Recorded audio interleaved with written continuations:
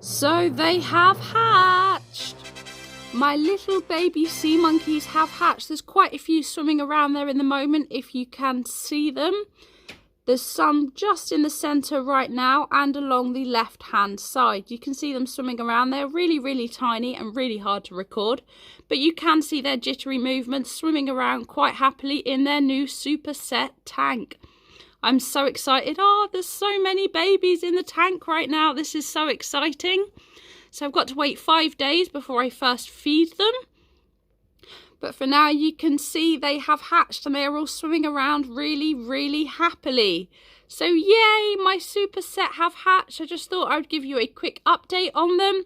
Let you know they have hatched, because I know some of you are as excited about excited about this as I am. I'm so excited I can't get my words out straight. But here you go. Here are my sea monkey babies.